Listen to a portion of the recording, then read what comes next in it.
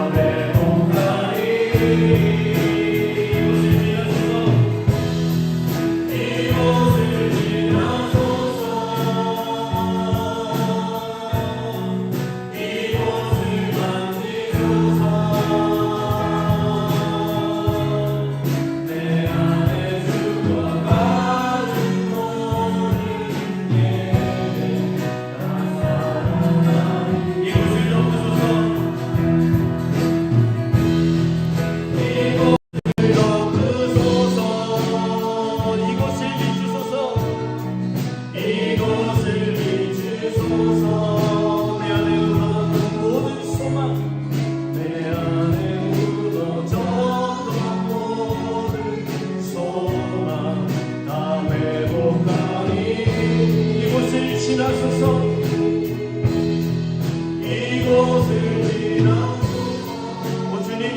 비추소서. 이곳을 만지소서. 내 안에 죽어가는 모든 예배 다 살아나리라.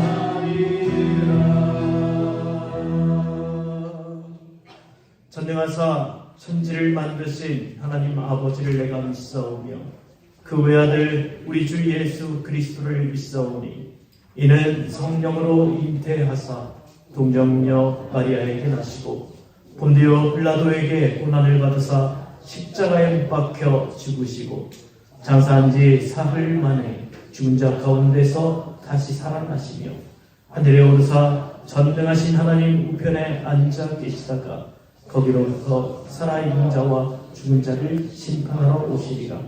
성경을 믿사오며 거룩한 공회와 성도가 서로 교통하는 것과 죄를 사하여 주시는 것과 몸이 다시 사는 것과 영원히 사는 것을 믿사옵나이다. 아멘.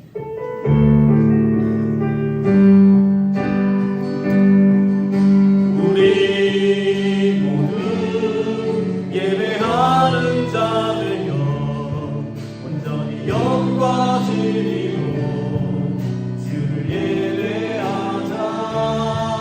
주가 우리와 함께 영원히 함께 하시고 마르지 않는 샘물로 우리 태우시니 우리 모두 예배하는 자들여 온전히 영과 진리로 주를 예배하자.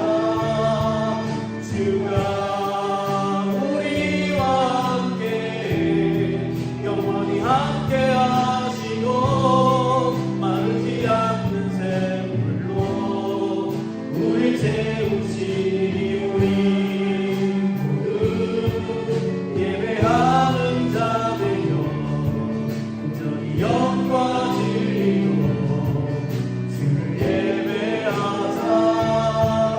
주가 우리와 함께 영원히 함께 하시고 마르지 않는 샘물로 우리 채우시니. 우리 시간 함께 기도하겠습니다.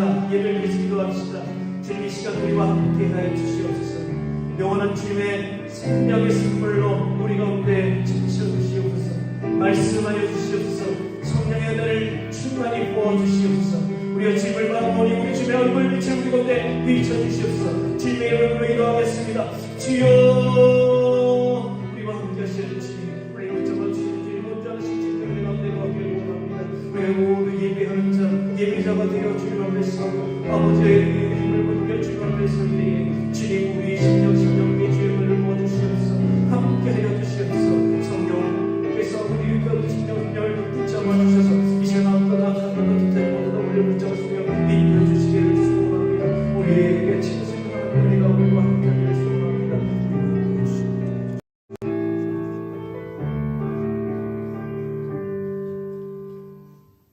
사랑의 하나님, 저희를 위하여 친히 고난을 받으사 한없으신 사랑을 보여주신 주님, 사순절을 맞이하여 주님의 고난에 조금이나마 동참할 수 있게 하시니 감사드립니다.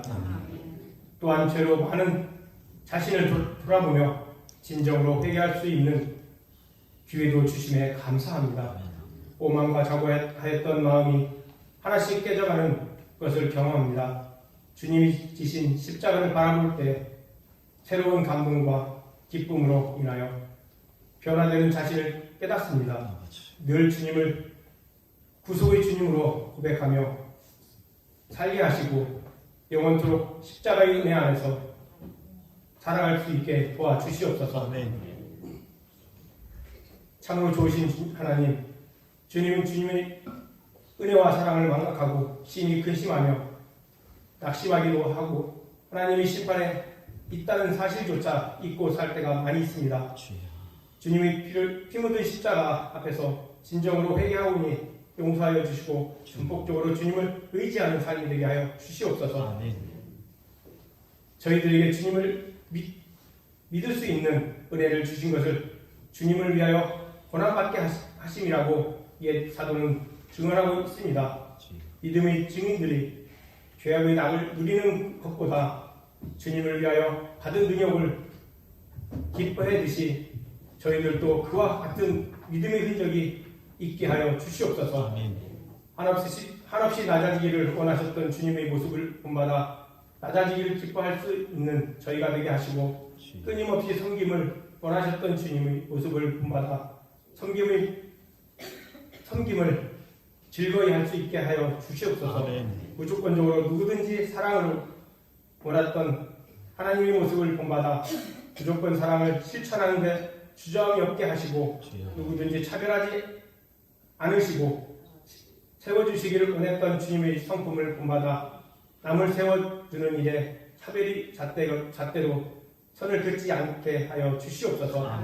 이 땅에 살아가는 모든 주님의 백성을 은혜를 따라 주님이 닮게 하시고 그 은혜로 저희들에게 큰 능력을 붙여 주시옵소서. 이 시간 하나님의 말씀을 들고 당에 서신 목사님을 하나님의 오른팔로 안아주시고 하나님의 뜻을 바로 깨닫는 은혜의 시간이 되게 하여 주시옵소서. 말씀을 듣고 행할 수 있는 믿음을 허락하셔서 성령의 귀한 열매가 맺게 하여 주시옵소서. 어디서나 하나님의 말씀을 묵상하며 하루하루를 살아가는 심령에게 하나님의 은혜가 넘쳐나고 그 자리가 하나님의 증거 자리가 되게 하여 주시옵소서. 우리를 주에서 구원하신 주 예수 그리스도 받들어 기도드리옵나이다. 아멘. 우리 기도를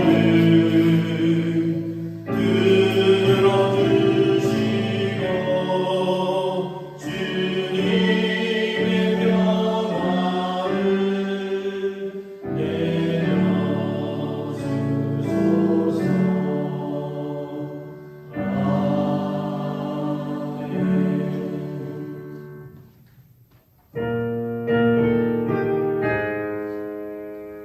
내 죄를 회개하고 주 예수 믿고서 내 주를 사랑하며 잘 섬기리로다.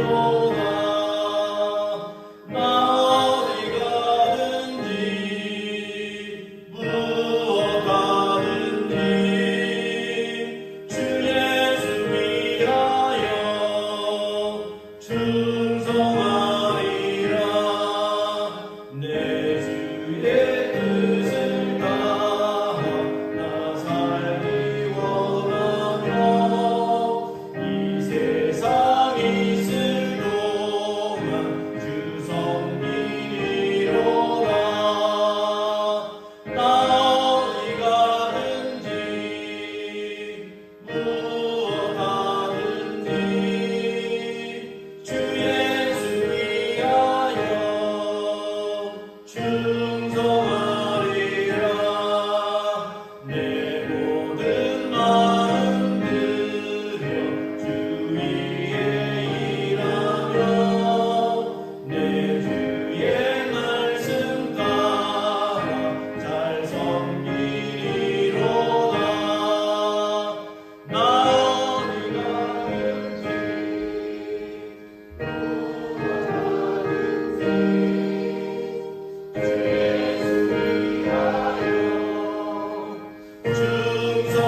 충성하리라.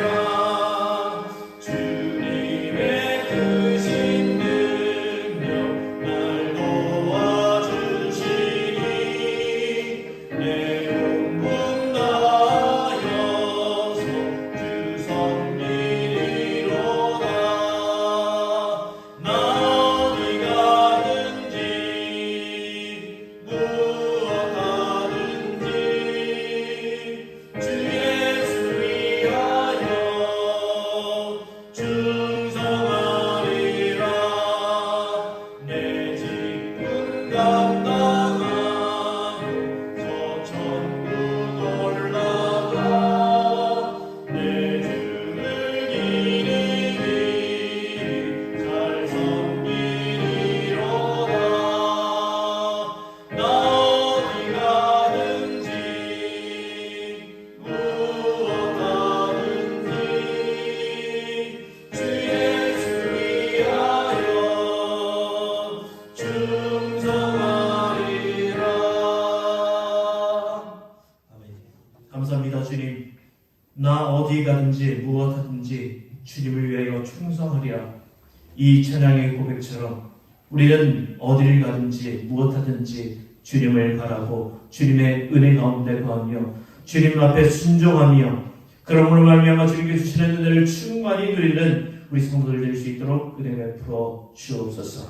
우리에게 주신 모든 은혜 길이 감사하며 또 그 주심에 우리의 마음을 담아 하나님 앞에 우리 예물 드립니다. 주님 예물을 기뻐 받아 주시옵소서. 하나님께 드린 이 마음 또 이 정성을 보시사 하나님께서 그 삶 가운데 날마다 하나님 채워주시는 은혜가 있기를 원합니다. 그 주머니가 마르지 않도록 은혜 베풀어 주옵소서. 가정을 지켜 주옵소서. 직장에서의 삶을 인도하여 주옵소서.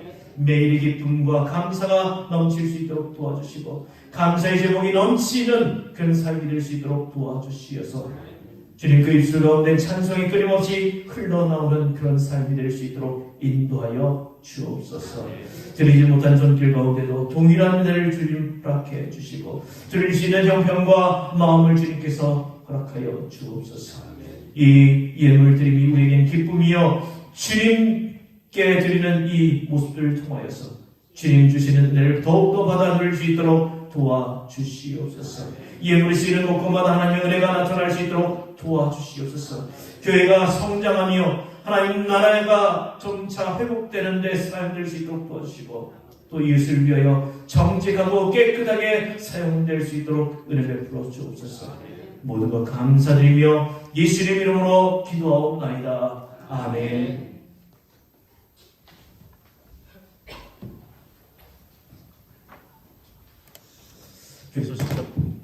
교회 소식 전합니다. 교회 소식을 참고로 참고해 주시기 바랍니다. 우리 에덴교회 예배 참석하고 있는 모든 분들 주님의 이름으로 사랑하고 축복합니다.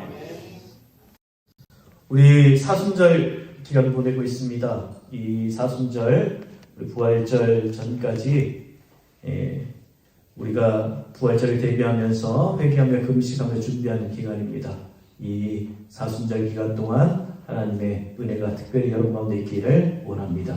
이 사순절 기간 동안 기도와 말씀 묵상에 힘쓰시는 우리가 될 수 있기를 바랍니다. 또 우리 사순절 기간 동안 특별 헌금 준비하고 계실 줄로 믿습니다. 매일 말씀을 묵상하면서 내게 주시는 날을 생각하며 매일 작은 정성을 준비하여 헌금을 모아서 부활주일에 부활감사함과 함께 준비해 드릴 수 있기를 바랍니다. 사순절 특별 헌금은 이웃을 위해서 사용하도록 했습니다. 다음 주일은 종료주일입니다. 그리고 종료주일과 함께 우리 다음 주간 고난 주간인데 특별 새벽 기도회가 월요일부터 금요일까지 오전 5시 반 1층 소예배실에서 있습니다. 모든 성도가 주님의 고난을 기억하며 기도하는 자리에 함께 있기를 바랍니다. 다음 주 오후 예배에 우리 윤성 전사님 초청 찬양 예배가 오후 예배 시간에 있습니다. 1시 반에 있습니다. 여러분 기도 많은 관심과 참여 바라고요. 또 친한 분들 또 옆에 이웃들에게 같이 참여해서 많은 은혜 받을 수 있기를 바랍니다. 그리고 마지막 주일 오후 예배에는 부서별 찬양되어 있습니다. 준비하고 계시죠? 준비하시죠? 좋은 말 할 때 준비하시기 바랍니다. 그리고 내일부터 모레까지 대전노예 제80회 정기노예가 홍산교회에서 있습니다. 여러분 기도해 주시기를 부탁드립니다. 이제 우리 함께 말씀을 함께 묵상하겠습니다. 말씀은 누가복음 19장 11절에서 27절까지의 말씀입니다. 신약 128쪽입니다.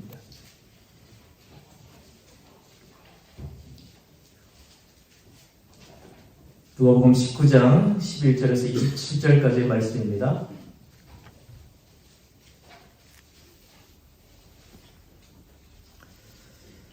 이 말씀 우리 교독으로 공독하겠습니다. 그들이 이 말씀을 듣고 있을 때에 비유를 더하여 말씀하시니 이는 자기가 예루살렘에 가까이 오셨고 그들은 하나님의 나라가 당장에 나타날 줄로 생각함이더라. 이르시되 어떤 귀인이 머리를 받아가지고 그 종 열을 불러 은화 10문화를 주며 이르되 내가 돌아올 때까지 장사라 하니라. 그런데 그 백성이 그를 미워하여 사자를 뒤로 보내어 이르되 우리는 이 사람이 우리의 왕됨을 원하지 아니하느냐 하였더라. 귀인이 왕위를 받아가지고 돌아와서 은화를 준 종들이 각각 어떻게 장사하였는지를 알고자 하여 그들을 부르니 그 첫째가 나와 이르되 주인이여 주인이 이르되 잘하였다 착한 종이여 내가 지극히 작은 것에 충성하였으니 10고을 권세를 차지하라 하고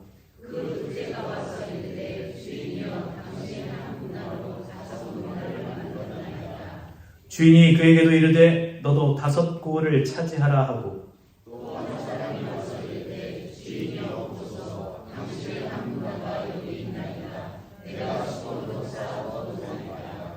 이는 당신이 엄한 사람인 것을 내가 무서워함이라. 당신은 두지 않은 것을 취하고 심지 않은 것을 거두나이다.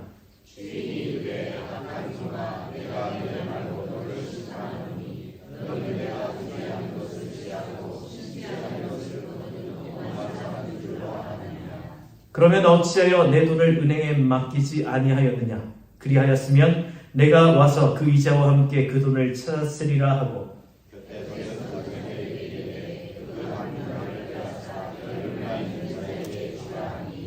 그들이 이르되 주여 그에게 이미 10문화가 있나이다.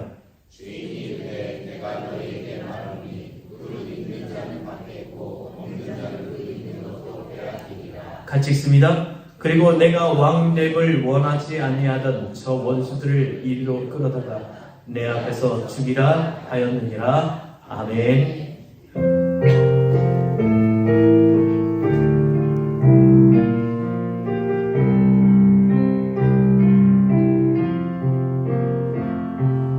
이 말씀 따라 사는 동안 지치지 않게 하시고 이 말씀 따라 사는 동안 주님 나라 이루소서. 할렐루야. 우리 서로 인사합시다. 사랑합니다. 축복합니다. 사랑하고 축복합니다. 못 뵀던 분도 보이시고요. 반가운 얼굴도 보입니다. 특히 우리 반교교에서 신부하시다 은퇴하신 우리 송지영 목사님과 사모님 같이 하셨습니다. 반갑습니다. 감사합니다.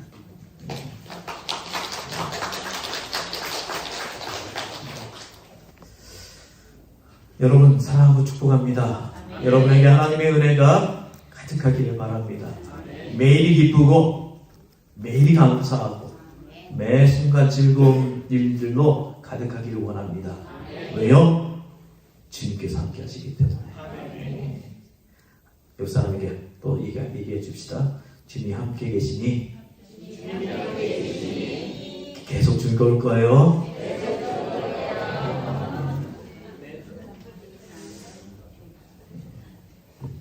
준우야? 부끄럽구나. 우리 준도 함께 해서 준우 우리 준우 손 들어주세요. 우리 에덴교회 미래입니다. 계속 기도해 주세요.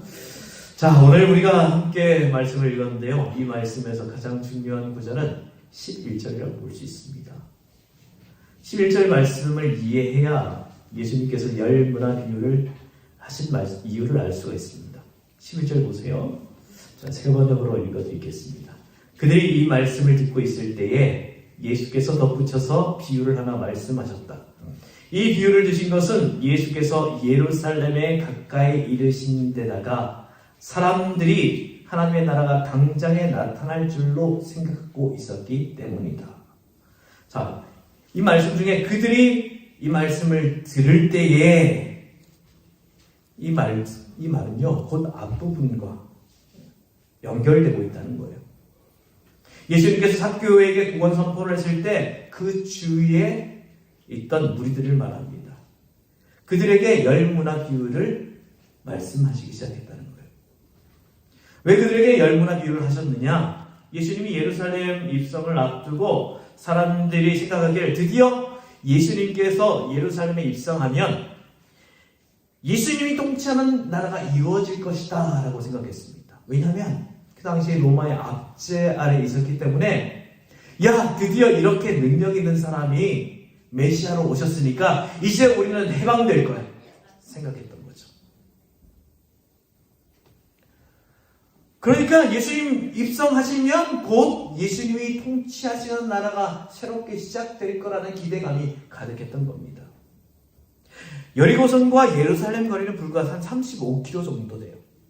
천천히 걸어가도요 하루면 갑니다. 그러니까 예수님을 따르던 사람들은 이제 하나님의 그 하루면 가니까 곧 가면 이제 하나님의 나라가 임할 것이다 생각했던 거예요.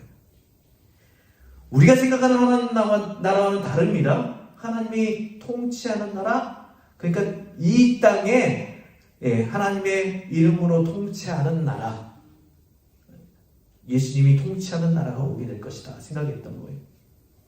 그런데 예수님은 그들의 생각이 잘못되었음을 지적하면서 하나님의 나라가 언제 임하는지, 그리고 하나님의 나라를 준비하는 제자들이 어떻게 살아야 하는지를 비유를 통해서 말씀해 주는데 그게 바로 열무나 비유예요.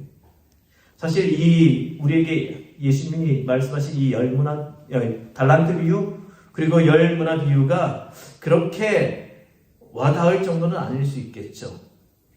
당시 그 말씀을 들었던 사람들에게 쉽게 이해할 수 있는, 그 당시 우리에게는 이해가 안 되지만 그 당시에는 그 사람들이 이해할 수 있는 그런 말씀이었다는 거예요. 그들에게 이런 역사적인 실제적인 케이스도 있었고 고대 근동에 이런 경우가 종종 있었기 때문입니다. 자, 예수님께서 오늘 말씀하신 이 비유와 똑같은 케이스는 헤롯 대왕이 죽은 후에 있었습니다. 헤롯 대왕은 예수님이 탄생했을 때 예수님이 태어나는 것을 못마땅하게 여겼던 인물이죠. 그래서 예수님을 찾아 죽이려고 했고 찾아내지 못하자 생후 2세 이하의 사내 아이들 모조리 다 죽여버렸습니다. 물론 예수님은 천사의 지시를 받고 죽음을 피해서 가족들이 그 애국으로 피신을 했죠. 자, 그 헤롯 대왕이 자신이 통치하는 유대 왕국을 세 아들에게 분할해서 넘겨줍니다. 기억나십니까? 안티바, 그리고 빌립, 아켈레오, 기억나시죠? 그 중에 헤롯 아켈라오는 왕위를 계승한다는 황제 인주를 얻을 목적으로 로마를 방문합니다. 그런데 유대인들은 아켈레오가 포악한 사람이기 때문에 왕이 되는 걸 원치 않았어요. 그래서 따로 50명의 사절단을 구성해서 로마로 파송해서 아켈라오의 이 포악성을 로마 황제에게 보고합니다. 로마 황제는 아켈라오를 만나고 난 후에 도착한 50명의 사절단을 통해서 모든 이야기를 다 듣고 아켈라오에게 왕의 권한을 주지 않아요. 대신 유다와 사마리아 지역을 통치하는 분봉왕의 직위를 허락받아서 돌아오게 됩니다. 50명의 사절단의 그 아켈라오의 폐위 노력은 실패로 돌아갔습니다. 분봉왕 자격을 얻어서 이스라엘로 돌아온 아켈라오는 자신을 반대했던 그것을 가담했던 유대인들을 축출합니다. 역사가 요세푸스에 가면 그때 8,000명이 잔혹하게 죽임을 당했답니다. 오늘 말씀한 예수님의 비유 속에 그 사건이 이제 기저에 깔려 있는 거예요. 자, 또 옛 고대사회 특히 중근동 지방에 이런 경우가 종종 있었습니다. 재산이 많은 지주가 때때로 장기간 먼 여행을 떠날 때면 그와 함께했던 종들 가운데 주인을 대신해서 재산을 관리하는 임무를 맡기곤 했습니다. 주인은 종들의 능력을 따라서 어떤 사람에게는 토지 관리하는 일을, 또 어떤 사람에게는 돈 관리하는 일을, 또 어떤 사람에게는 주인을 가사 담당하는 일을 맡깁니다. 그래서 이런 책임을 맡은 종들은 주인이 돌아올 때까지 자기에게 맡겨진 일을 충실히 시행하는 거예요. 주인은 그가 신임하는 종들에게 거의 전권을 위임했기 때문에 주인의 자식들이라도 어떤 경우에는 종의 지시를 따라야 했습니다. 이렇게 주인으로부터 잠정적으로 돈, 토지, 가사 관리를 맡은 종들은 주인을 대신해서 매우 충성스럽게 자신이 맡은 일을 수행합니다. 어떤 종들은 주인과 함께 있을 때보다 훨씬 더 능력을 더 발휘해서 자기가 맡은 분야의 일을 탁월하게 수행합니다. 그러나 반대로 소심하고 창의성 없는 종은 아주 소극적으로 일을 해서 겨우 현상 유지하거나 아니면 돈을 까먹는 거죠. 예수님은 지금 은열문화 비유를 하실 때 이런 역사적인 사실과 일반적으로 그 주변에 일어났던 이야기를 가지고 예수님 자신에 대해서 이야기를 하는 거예요. 이 비유를 통해서 예수님은 하나님의 나라는 예수님이 예루살렘에 입성함으로 이루어지는 것이 아니라는 거죠. 예수님이 우리 죄를 속죄하기 위해서 십자가에 돌아가셔야 하고 부활하시고 승천하셔서 하나님의 보좌 우편에 계시다가 하나님의 시간표에 맞춰서 다시 재림주로 이 땅에 오심으로 이루어진다는 것을 말씀하고 계십니다. 예수님이 다시 오실 때 예수님이 왕 되심을 반대한 세력들은 심판당할 수밖에 없다는 것을 27절에 말씀하시는 거예요. 자, 이런 핵심 내용을 바탕으로 생각하면서 오늘 본문에 나타난 은화 열문화 비유를 깊이 한번 생각해 볼 수 있기를 바랍니다.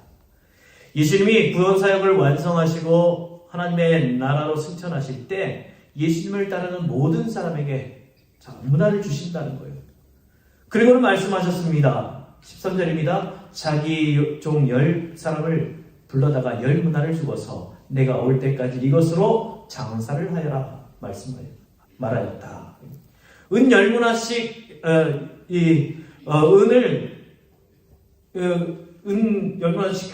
10문화를 주신 주님은 종들에게 예수님이 다시 오실 때까지 장사하라고 하셨습니다. 예수님의 이 비유는 비슷한 비유가 있죠? 무슨 비유예요? 달란트 비유가 있죠. 달란트 비유는 10명의 종에게가 아니라 3명의 종을 불러서 한 사람에게는 5달란트를, 또 한 사람에게는 2달란트를, 또 한 사람에게는 1달란트를 주었죠. 자, 달란트 비유에서 말하는 한 달란트와 문화 비유에서 한 문화는요, 가격 대비를 한다면 엄청난 차이예요. 한 달란트는 노동자의 한 16년 정도의 품삯이라고 보면 됩니다. 엄청나죠. 반면 한 문화는 노동자의 한 3개월치에 해당된다고 볼 수 있습니다. 자, 계산해 보세요. 계산이 안 돼요? 집에 가서 그럼 한번 생각해 보세요. 자, 하지만 금액은 상관없어요. 비유 같은 거의 비슷한 비유이긴 해 상징적인 의미는 같습니다. 달란트 비유에서나 문화 비유에서 종에게 주신 달란트나 문화는 실제로 보면 상상하기 힘든 금액이라는 거예요. 보통의 사람들이. 왜냐하면 그 당시 사람들은요, 하루 벌어서 하루 먹는 사람들이거든요. 그러니까 달란트나 문화는 당시로 보면 참 큰 금액이었다. 그것을 10명의 종들에게 믿고 맡겨준 거예요. 종의 입장에서는 금액의 문제가 아니라 신분의 문제였습니다. 부연 설명을 드리자면 주인은 종들에게 이제는 종이 아니라 주인과 같은 자유인으로서 살아갈 수 있는 특권과 기회를 부여한 거예요. 지금 현재 공식적으로는 종이지만요, 지금 살아가는 이 살아가는 모습 자체를 종이 아니라 자유인처럼 살 수 있는 특권과 기회를 주신 거예요. 이 비유에서 문화는 특권과 기회를 의미합니다. 주인은 지금 그들에게 지혜와 창의력을 가지고 현재보다는 좀 더 나은 현실을 만들어 놓기를 기대한 거예요. 주인은 재산이 늘어나는 그걸 원하지 않아요. 그냥 자신과 함께할 새로운 동반자들로 종들을 맞이하기를 기대했습니다. 한 문화씩 맡긴 후에 오랜 시간이 흘렀습니다. 드디어 주인이 돌아왔어요. 그리고는 종들에게 맡긴 책임에 대해서 보고를 받습니다. 첫 번째 종이 보고합니다. 주인으로부터 받은 책임으로 열심히 일해서 10배의 결과를 남겼대요. 주인은 그의 창의력과 신실성에 감탄하면서 칭찬합니다. 뭐라고 얘기합니까? 잘하였다. 착하고 충성돼 좋아. 이것을 원어로 해석을 한다면요, 수고했다, 참 잘했다, 너는 나와 함께 일하자, 이런 의미예요. 또 한 종이 보고합니다. 그도 주인이 주신 책임을 어떻게 수행했는지 보고합니다. 주인이 그 사람도 칭찬합니다. 수고했다, 참 잘했다, 지금부터 나와 함께 일하자. 그런데 그 중에 한 명은 엉뚱한 보고를 합니다. 주님, 제가 알기로 당신 기준이 엄청 높고 경거망동하면서 경거망동하는 거 싫어하잖아요. 최선을 요구하고 실수 용납하지 않잖아요. 저는 주님 실망시킬까봐 두려워서 그 은화 수건에 싸서 숨겨놨습니다. 여기 한 푼도 촉내지 않고 고스란히 가져왔습니다. 재미있는 것은요, 충성하지 못한 사람이 말도 많고 길다는 거죠. 참 말 길게 해요. 주인은 그 종에게 격려를 합니다. 이 사람아! 그렇게 하는 것은 매우 어리석고 비참하게 사는 길이다. 그렇게 소심하게 살다니 한심하다. 내가 최선을 요구하는 줄 안다면서 어째서 너는 그 최소한에도 못 미치는 행동을 했느냐. 적어도 그 돈을 은행에라도 맡겼더라면 네가 약간의 이자라도 받았지 않겠느냐. 종은 주인의 깊은 뜻을 헤아리지 못했기 때문에 자신에게 주어진 그 귀한 특권을 잃어버리고 말았던 겁니다. 예수님은 오늘 기도를 통해서 주님을 믿는 우리가 하나님 나라 안에서 특권과 기회를 부여받는 사람들이라는 것을 알려주시는 거예요. 뿐만 아니라 우리가 하나님 나라를 위해서 열심히 일할 수 있는 건강과 재능과 직분도 받았어요. 그렇기에 우리는 하나님께서 나에게 맡겨주신 특권과 기회를 가지고 주님 오실 때까지 열심히 우리에게 맡겨주신 그 일을 감당해야 한다는 거예요. 우리는 하나님 나라에서 받은 특권과 기회가 나 자신의 평안과 안정만을 누리기 위한 것이 아니라는 것을 분명히 알아야 합니다. 내가 하나님께 받은 특권과 기회를 가지고 하나님의 나라가 확장되고 하나님 나라의 열매가 맺어지는 삶을 살아야 한다는 것을 우리는 기억해야 합니다. 에드워드 보크라는 한 소년의 이야기를 말씀드리겠습니다. 이 에드워드 보크는요, 네덜란드에서 태어났어요. 그는 일찍이 어머니와 아버지를 여의고 할아버지 손에서 자랐습니다. 집이 너무 가난했어요. 어려웠어요. 그래서 고향을 떠나야 했습니다. 11살 때 할아버지를 떠나서 어린 나이에 미국으로 가게 됩니다. 집을 떠날 때 할아버지는 어린 에드워드의 머리를 쓰다듬으면서 너한테 꼭 일러주고 싶은 말이 있다. 너는 이제부터 어디를 가든지 너로 말미암아 내가 있는 곳에 어떤 모양으로도 보다 나아지도록 힘써야 한다. 이것이 너에게 주는 내 유일한 이천이야. 너 이것 명심해서 실천하면서 살아. 아픈 마음을 달리며 손자를 보냅니다. 자, 에드워드는 미국에 도착해서 돈 한 푼 없는 그 어려움을 극복하기 위해서 할 수 있는 게 뭐가 있을까? 그 어린 나이에 할 수 있는 게 신문팔이밖에 없어요. 그래서 많은 사람들이 오가는 한 모퉁이에서 신문을 팔면서 나는 지금 보스턴이라는 도시 길 모퉁이에서 신문을 팔고 있다. 이 거리를 무슨 모양으로라도 보다 나아지게 해야 되겠다. 할아버지의 그 얘기를 기억한 거예요. 그래서 그는 신문을 파는 틈이 모퉁이에 뒹구는 종이 조각과 담배꽁초를 집어치우기도 하고 또 조그만 빗자루를 마련해서 때때로 쓰기도 했습니다. 손님들은 여기만 오면 틀림없이 신문을 살 수 있다는 기쁨과 길거리가 한결 깨끗해진 것에 대해서 에드워드에게 감사했습니다. 에드워드는 그 뒤 몇몇 다른 직장을 거쳐서 커스트 출판사의 사무실과 서적 판매상을 청소하는 청소부가 됩니다. 청소부가 된 그는 내가 오기 전보다 여기가 좀 더 깨끗해져야 된다. 그리고 서적과 잡지가 좀 더 많이 팔려야 된다. 좀 더 나아져야지. 그가 온 뒤에 회사가 티 하나 없이 깨끗해졌습니다. 판매원들의 그런 일까지 도와줬기 때문에 판매 활동도 한결 빠르고 활발해졌습니다. 그런 그 지사의 점원이 되고 이제 그런 성실한 모습들, 나아지게 하는 모습들이 눈에 띄니까 점점 승진합니다. 판매 부장이 되고 경제 부장, 편집 부장, 집에 있는 지위를 거쳐서 중역이 되고 사장까지 되었습니다. 그 외에도 그는 나는 지금의 유력한 시민이며 경험도 경제력도 가졌고 국민에게 베풀 영향을 미칠 그런 출판물도 갖고 있다. 나는 지금 살고 있는 이 미국을 보다 좋은 나라로 만들어야 한다. 할아버지가 준 인생 철학을 마음 깊이 새기면서 여러 사회운동과 문화사업을 벌였고 각종 출판물을 값싸게 농촌까지 보급시키는 그런 정열을 불태우다가 1925년에 은퇴했습니다. 그 후에 그가 1932년에 출판한 그 자서전이 베스트셀러가 되어서 많은 사람들에게 감동을 주었답니다. 이제 오늘 우리의 문제로 이 비유를 가져와서 생각해 봅시다. 오늘 우리는 모두 하나님으로부터 하나님 나라 밖에 있는 사람들과 다른 하나님이 주신 특권과 기회를 부여받았습니다. 그것은 누굴 위한 것입니까? 내게 주신 특권과 기회 누구를 위해 주신 것입니까? 나 혼자만의 평안과 안정을 위한 것이 아닙니다. 우리가 있는 현실을 나를 통해 조금이라도 나아지게 해야 하는 책임을 가지고 있는 사람들이에요.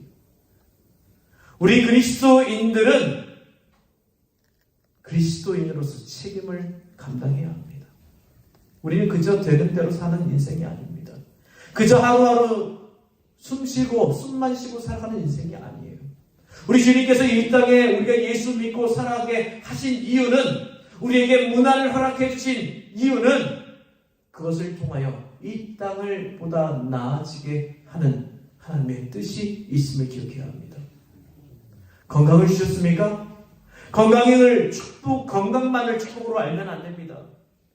그 건강으로 내가 있는 현실이 나아지고 있는가? 돈을 다른 사람보다 더 많이 벌었다고 축복받았다고 자랑하면 안 됩니다.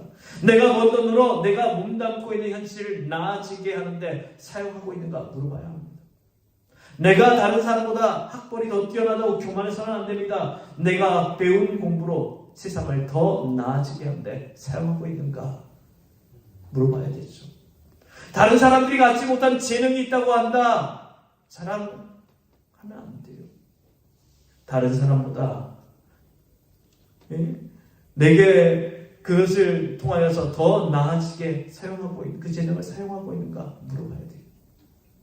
다른 사람에게 부여되지 않은 높은 관직의 기회가 부여되었을 때 다른 사람보다 복을 더 받았다고 생각하지 마십시오. 진정한 축복받은 사람은 그 자리에서 조금이라도 세상을 나아지게 만드는 사람들입니다. 예전에 제가 읽은 책 중에 원 베넷 선교사님이 쓴 책이 있어요. 청소년 사역을 담당했던 선교사님인데 그 선교사님의 철학과 같은 얘기가 있습니다. 학생들을 향해서 이야기할 때 공부해서 남주자, 돈 벌어서 남주자. 이것이 그리스도인의 모습이 되어야 되는 것입니다. 자, 한번 우리 한번 해볼까요? 학생 우리 아직밖에 없구만. 자, 공부해서 돈 벌어서 남 주실 수 있을까요? 아멘 하시는 분 별로 없네요. 오늘 우리는 인간으로 태어난 특권과 기회를 받았습니다. 무엇을 위한 기회입니까? 하나님이 만드신 피조세계를 잘 가꾸고 보존하고 관리하는 책임을 수행해야 하는 기회입니다. 해마다 우리에게 주어지는 시간 역시 우리에게 특권이고 기회입니다. 젊은이든지 중년이든지 아니면 나이가 많든지 우리에게 주어지는 시간 모두가 특권이요 기회입니다. 아유 목사님 내일 모레면 내가 주님 부르시면 가야 되는데 뭔 특권이고 기회입니까? 아니요. 남아있는 그 날들 하루하루가 특권이고 기회예요. 그러니까 아침에 눈 뜨면 감사하십시오. 나에게 특권과 기회를 주신 하나님께 감사하십시오. 그리고 그 특권과 기회를 사용하여서 이 하루를 이 세상을 나아지게 하는 데 사용할 수 있도록 도와주십시오.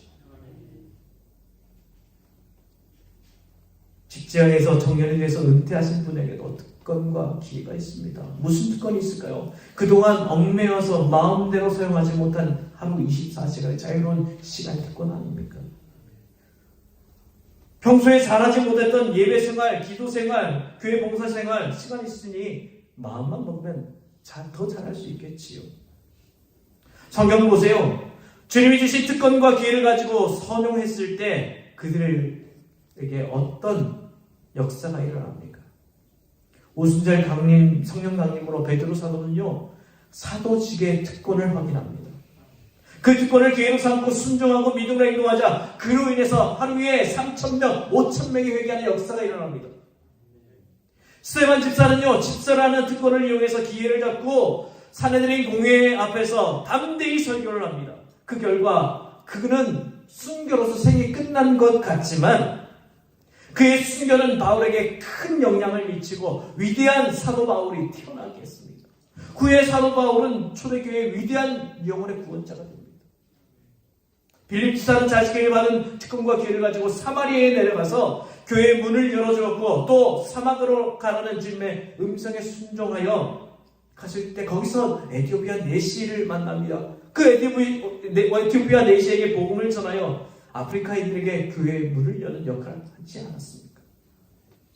오늘 열문화 비유에서 하나님은 우리에게 자신의 평안과 안녕만을 위해서 자신의 것만 잃어버리려고 하지 않는 자는 모든 것을 잃어버리는 결과를 가져오지만 하나님이 주신 특권과 기회를 가지고 최대한 활용하기만 하면 우리를 통해서 내 삶의 현장은 더 나은 현장으로 변화되게 되고 장차 오실 주님 앞에서 더 큰 상급을 받는, 칭찬받는 인생이 될 수 있다는 것을 기억할 수 있기를 바랍니다.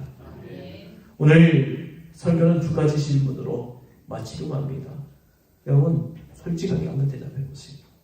솔직하게. 직접 대답하는 말은 아니고 마음으로 대답하세요. 혹시 옆 사람 들으면 어떡하나 그 마음 안 하셔도 됩니다.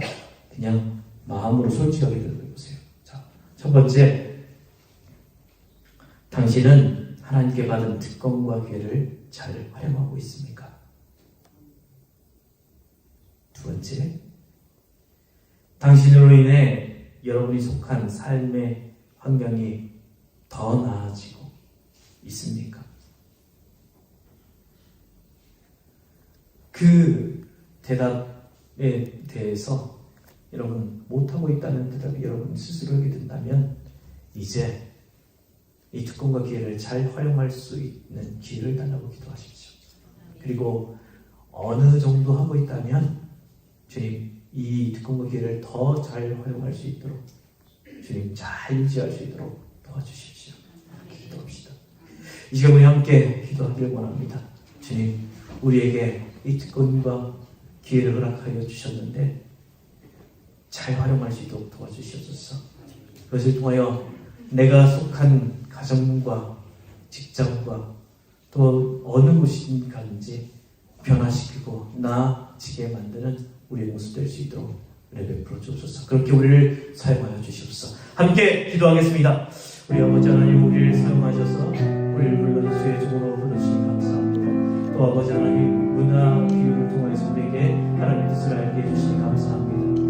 이 문화 비유를 통하여서 정말 그 종들에게 특권과 기회를 받으신 하나님의 은혜를 기뻐합니다. 그들이 먼저 은혜를 받았습니다. 그 받은 은혜를 가지고 아버지 하나님 열심히 또 열심히 그 주의 뜻을 따르는 일상 귀한 열매를 가지고 또 귀한 상금을 얻게 되었다는 것을 보고 있습니다.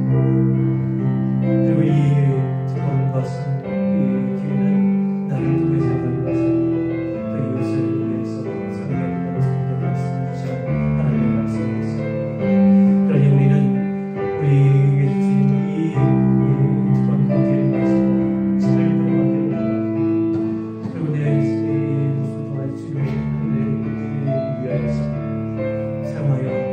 우리의 삶의 현장에 더 나은 삶의 도움을 주시고 또 그것을 향해서 주님 앞에서 장차 우리 주님 다시 오실 때에 더 많은 성공을 받으며 또 주님 앞에 착하고 충성된 종이라 일컬음받는 우리가 될 수 있도록 도와주시옵소서.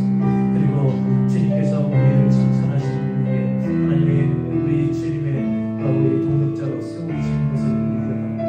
실제로 하나님의 은혜를 이루었던 수많은 사람들에게 하나님 그 기쁨과 기회를 통하여서 귀한 하나님의 주님으로 세우신 은혜를 우리는 봅니다.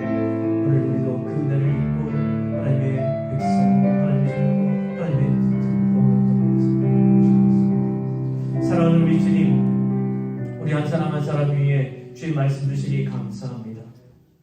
우리 주님께서 우리 각 사람에게 주신 문화가 무엇인지 우리는 알 수 없습니다. 하지만 우리에게 맞는 재능이나 건강이나 물질이나 위치나 그 어떤 것으로든 우리에게 맡겨주신 것이 있을 줄로 압니다. 주님, 이 모든 것 우리에게 특권과 기회로 허락해 주셨는데 주님 이것을 우리가 묵히거나 숨겨놓지 않도록 도와주시옵소서. 그리고 주님의 나라를 위해서 또 이웃을 위해서 사용하게 주시옵소서. 그래서 정말 우리가 이것을 통하여 우리가 속한 삶의 현장을 더 나은 현장으로 변화시킬 수 있도록 도와주시고 그것을 통하여 장차 오실 주님 앞에서 더 놀라운 하나님의 축복과 상급을 받는 우리가 될 수 있도록 은혜 베풀어 주옵소서. 그 특권과 기회를 잘 활용하였을 때 귀하게 사용되었던 하나님의 사람들을 봅니다. 오늘 우리의 삶도 주님 앞에 이 문화를 잘 활용하여 주님께 귀하게 사용되는 그런 하나님의 사람들 되기를 원합니다. 되는 대로 사는 인생, 그냥 되는 대로 살다가 주님 부르시면 죽는 그런 인생이 아니라 주님 앞에서 귀하게 사용되고 칭찬받는 하나님의 사람들 다 될 수 있도록 은혜 베풀어 주옵소서. 예수님 이름으로 기도하옵나이다. 아멘. 우리 일어서서 찬양합시다.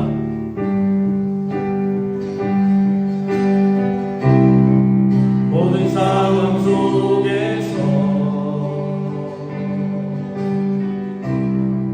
주를 찬양할지라. 주는 너의 큰 상급